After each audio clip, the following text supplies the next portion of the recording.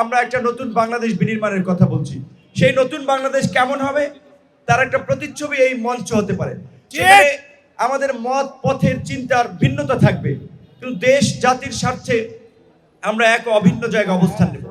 যে এক অভিন্ন ভাবে আমরা আন্দোলন করেছিলাম জুলাইয়ে ফ্যাসিবাদের বিরুদ্ধে, বিভিন্ন রাজনৈতিক দল তাদের মতাদর্শের বাইরে গিয়ে হাসিনার পতনের প্রশ্নে, আওয়ামী লীগকে উৎখাতের প্রশ্নে বন্দুক এবং কামানের নলের সামনে দাঁড়িয়েছে।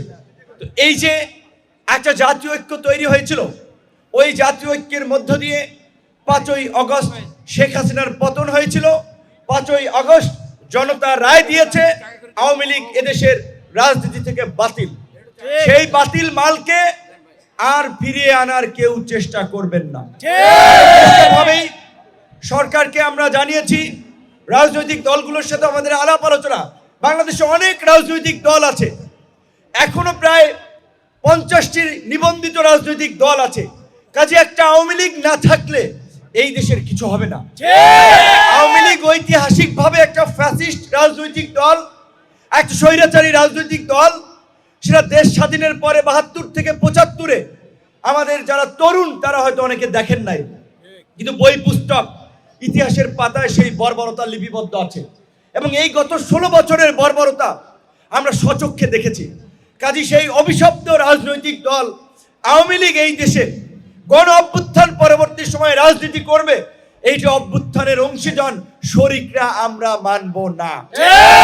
তাই এখানে বিভিন্ন রাজনৈতিক দলের নেতৃবৃন্দ যারা আছেন তাদেরকে আমরা অনুরোধ করব, আপনাদের জায়গা থেকে এইভাবেই শক্তভাবে আওয়ামী লীগকে প্রতিহত করার জন্য আমাদেরকে আওয়াজ তুলতে হবে। এবং সেই গণতন্ত্র না থাকার ফলে, মানুষের ভোটাধিকার না থাকার ফলে এই 16 বছরে ফ্যাসিবাদ জনগণের উপরে চেপে বসেছিল, সেই গণতন্ত্র ভোটাধিকার না থাকলে আবারও নতুন কোনো ফ্যাসিবাদ আমাদের উপরে চেপে বসতে পারে। সেই জায়গা থেকে স্বাভাবিকভাবেই আমরা মনে করি, আমরা যে রাষ্ট্রের সংস্কারের কথা বলছি, বাংলাদেশে একটা অবাধ সুষ্ঠু নিরপেক্ষ নির্বাচনের মাধ্যমে গণতন্ত্রের প্রাতিষ্ঠানিক রূপদান কিংবা গণতন্ত্রের পথে যাত্রা, এইটা রাষ্ট্র সংস্কারেরই একটা অংশ।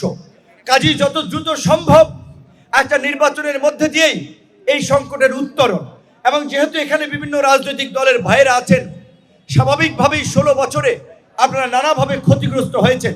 এই চাঁদপুরে এই বালু খেকো সেলিম থেকে ভূমিদস্যু, বিভিন্ন দখলবাজ, চাঁদাবাজ, জুলুমকারী, তাদের অত্যাচারে আপনারা অতিষ্ঠ ছিলেন। কাজে আজকে মানুষ যেন আবার আমাদের মধ্যে, আমাদের বলতে আমরা সকল এই অভ্যুত্থানের অংশীজনরা বলছি, আমাদের মধ্যে ওই আওয়ামী লীগের কোনো অপকর্মের আমাদের মধ্যে যেন খুঁজে না পায়।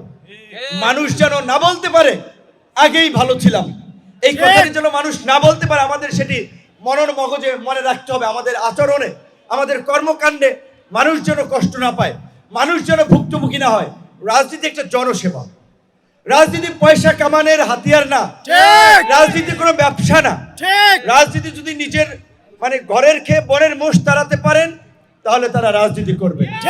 বিশেষ করে এখানে বিভিন্ন রাজনৈতিক দলের নেতৃবৃন্দ আছে, তারা যদি একত্রিত হয়ে এইভাবে এলাকার উন্নয়ন সমস্যার প্রশ্নে যদি মাঝে মাঝে আলাপ আলোচনা করে বসে, ইনশাআল্লাহ আমরা খুব দ্রুত সময়ের মধ্যেই শুধু চাঁদপুর নয়, সারা বাংলাদেশেই একটা নতুন বাংলাদেশের যে আকাঙ্ক্ষা জনগণের মাঝে আমরা দেখতে পাচ্ছি, আমরা সেই জায়গায় দেশকে নিয়ে যেতে পারবো।